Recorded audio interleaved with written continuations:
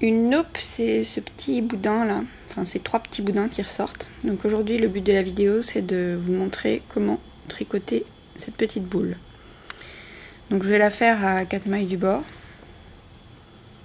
Donc, hop.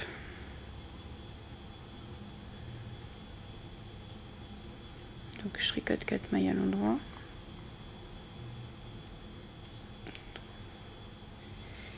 Et sur la 5e, c'est là que je vais former la naupe. Donc en fait, je vais faire un genre d'augmentation, puis des diminutions qui vont permettre de former cette petite boule. Donc je pique dans ma maille comme si je tricotais à l'endroit. Je fais une maille endroit. Là je ressors, je fais surtout pas tomber ce qui reste sur mon aiguille gauche.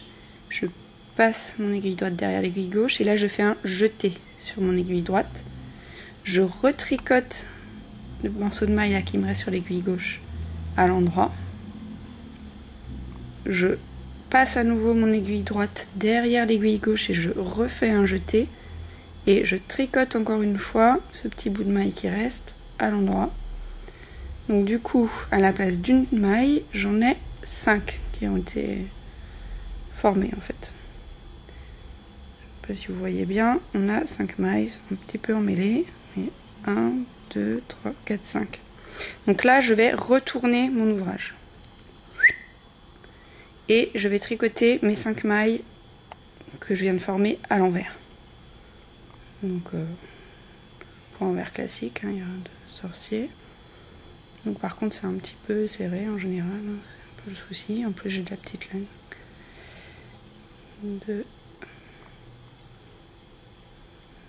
3,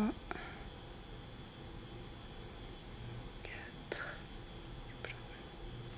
et 5. Et là, je vais retourner encore une fois mon ouvrage. Et c'est là que va être le moment où on va faire des diminutions. Parce que de mes 5 mailles, je veux quand même qu'il ne me reste qu'une seule. Donc je vais d'abord tricoter les 2 premières mailles ensemble. Hop. Je replace la maille que j'ai obtenue sur l'aiguille gauche.